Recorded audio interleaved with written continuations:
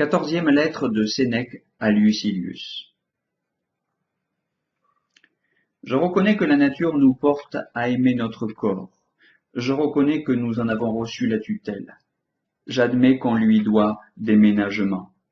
Ce que je n'admets pas, c'est qu'on s'en fasse l'esclave. On se condamne en effet à bien des esclavages, quand on se rend esclave de son corps, quand on craint trop pour lui, quand on rapporte tout à lui.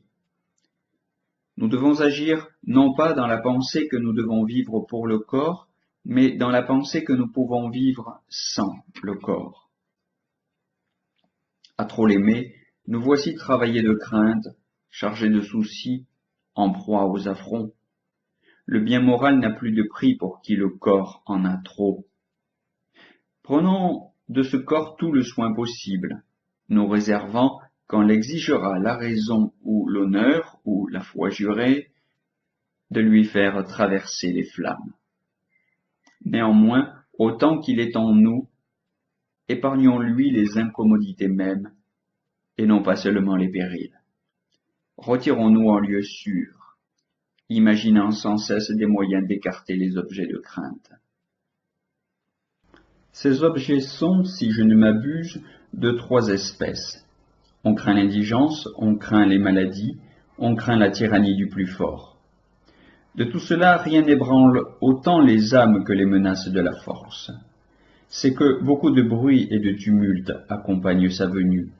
Les calamités naturelles que j'ai mentionnées, l'indigence, la maladie, se faufilent en silence. Elles ne frappent ni l'œil ni l'oreille de terreur. Dans l'autre catégorie, le fléau s'accompagne d'un immense cortège.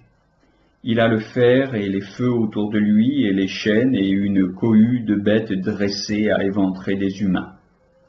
Représente-toi un cachot, des croix, des chevalets, le croc des gémonies, le pal dont on traverse l'homme et qu'on fait ressortir par sa bouche, l'écartèlement au moyen de chars qu'on lance dans des directions opposées, la fameuse tunique enduite et tissue de matière inflammable, en un mot, toutes les inventions de la férocité. Il n'y a donc pas lieu de s'étonner si l'objet le plus capable d'éveiller la crainte est celui qui découvre, dans une grande diversité, des apprêts terribles. De même que le succès du bourreau augmente à mesure qu'il étale plus d'instruments de torture. De même, parmi les objets qui subjuguent et domptent nos courages, ceux-là sont plus efficaces et qui ont de quoi parler au regard.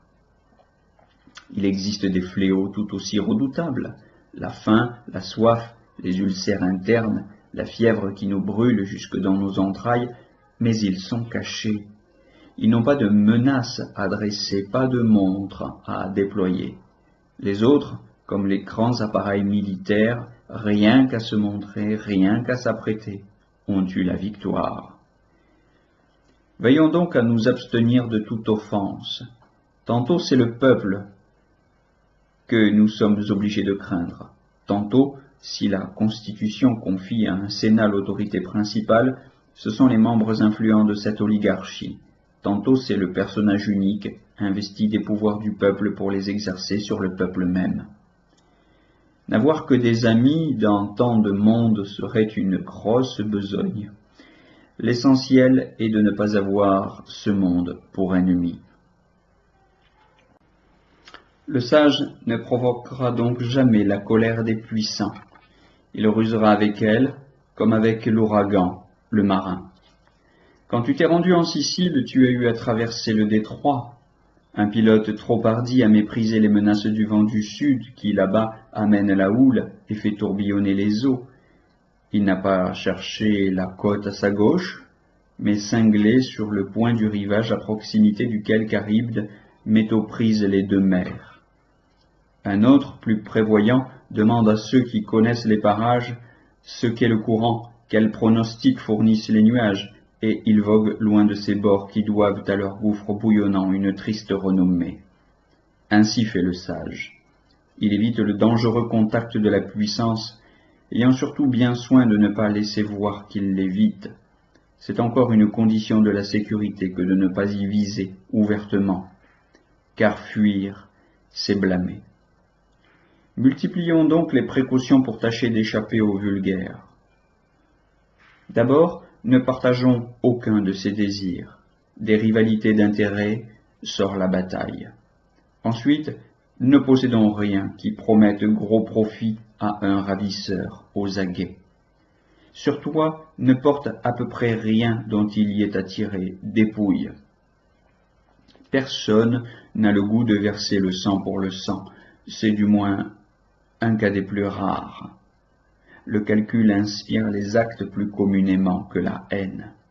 Le brigand laisse passer qui n'a rien. Même sur un chemin encombré d'ennemis, le pauvre a la paix. Après cela, il est, suivant un adage ancien, 3 passions dont on doit se faire fort d'éviter les effets. La haine, l'envie, le mépris. Comment y réussir? La sagesse seule nous le montrera. Aussi bien n'est-ce pas facile de trouver un juste tempérament. Il y a danger que la crainte de faire envie n'aboutisse à nous faire mépriser, et que pour ne vouloir écraser personne, nous ne donnions à croire qu'on a le pouvoir de nous écraser. Ce qui a provoqué chez beaucoup des raisons de craindre, c'est que se faire craindre était en leur pouvoir. Prenons de toutes parts nos sûretés. Être méprisé, en imposer, l'un est aussi funeste que l'autre. Recourons donc à la philosophie. Cette étude exerce, je ne dis pas seulement sur les bons, mais sur les demi-pervers, l'effet des bandelettes sacerdotales. L'éloquence judiciaire, et toute éloquence qui remue les foules, suscite quelque hostilité. La philosophie, paisible d'allure, entièrement à son affaire, ne saurait rencontrer le mépris. Toutes les sciences, même chez les derniers des hommes, lui rendent hommage. Jamais la dépravation ne croîtra si haut, jamais la conjuration contre les vertus ne sera si puissante que le nom de la philosophie ne demeure vénérable et saint. Au reste, il ne faut en user avec la philosophie elle-même que paisiblement, discrètement. Et quoi, diras-tu? Caton est, à ton sens, un philosophe discret, lui dont le vote condamne la guerre civile? Furieux, 2 grands chefs sont aux prises, il intervient en médiateur, les uns s'attaquent à Pompée, les autres à César, il les attaque tous les 2 ensemble. Eh bien, oui, il y aurait lieu de se demander sérieusement si la présence du sage au gouvernement était en ce temps-là bien désirable. Que prétends-tu, Caton? À présent, il ne s'agit plus de liberté. Elle a depuis longtemps roulé aux abîmes. La question se présente ainsi. De César ou de Pompée, qui sera le maître de l'État? Qu'as-tu à voir dans ce conflit? Tu n'as pas ici de rôle. Ils en sont à choisir un maître. Que t'importe le vainqueur dans ce duel? Il est possible que le meilleur l'emporte. Il est impossible que le pire ne soit celui qui l'aura emporté. Je n'ai touché qu'au dernier rôle de Caton. Les années antérieures à la crise n'étaient pas elles-mêmes pour autoriser un sage à entrer dans cette mise en ordre de l'État. Que pouvait Caton sinon pousser des cris, proférer de vaines paroles, le jour où, soulevé par les mains du peuple, ou couvert de crachats par ceux qui l'emportaient, il était arraché du forum, le jour où il était mené du Sénat à la prison. Nous examinerons ailleurs si le sage doit consacrer son activité aux affaires publiques. En attendant, je t'adresse à ces autres stoïciens qui, privés de toute action publique, se sont voués à la retraite pour pratiquer l'art de vivre et pour constituer en faveur du genre humain le code de ses droits, sans la moindre atteinte aux puissants. Le sage n'essaiera pas de révolutionner les mœurs. Il n'attirera pas sur lui les regards du public par la singularité de sa vie. Ainsi donc, la sécurité est dans tous les cas garantie à qui observera ses principes. Je n'en réponds pas absolument, de même que je ne saurais promettre la santé à une personne sobre. Cependant, la sobriété est condition de la santé. Un vaisseau de temps en temps sombre en plein port. Mais que sera-ce donc au large?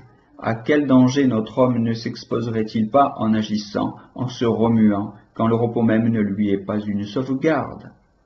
Il arrive que l'innocent succombe, qui le conteste. Mais c'est plus souvent le sort du coupable. Un gladiateur n'est point déclassé par une touche qui n'a traversé que son équipement. Bref, en toute chose, le sage considère le plan et non le succès. Les débuts dépendent de nous, pour l'issue, la fortune en dispose, sans que je lui reconnaisse sur moi droit de sentence. Mais elle te créera des vexations, te suscitera des traverses, penses-tu? Il ne condamne pas le brigand meurtrier, on le condamne. Et maintenant, dans l'attente de la piécette journalière, tu avances la main. Voici pour la remplir une pièce d'or, et puisqu'il est question de l'or, apprends une manière d'en user et d'en jouir particulièrement agréable. Celui-là trouve le plus de jouissance dans la richesse qui s'en fait le moins possible, un besoin. Auteur, me dis-tu? Sache combien j'ai l'humeur libérale. Je suis résolu à faire valoir les trouvailles d'autrui. C'est Épicure, de Métrodore, de tel autre, de la même équipe. Au demeurant, qu'importe qui l'a dit, c'est pour tout le monde qu'on l'a dit. Qui a besoin des richesses craint pour elles. Or d'un bien sans quiétude, l'homme ne jouit pas. Il s'applique à y ajouter quelque chose. Préoccupé d'arrondir le capital, il a oublié de l'utiliser. On lui présente des comptes, il use le pavé du forum, il compulse un registre d'échéances. De maître, il devient intendant.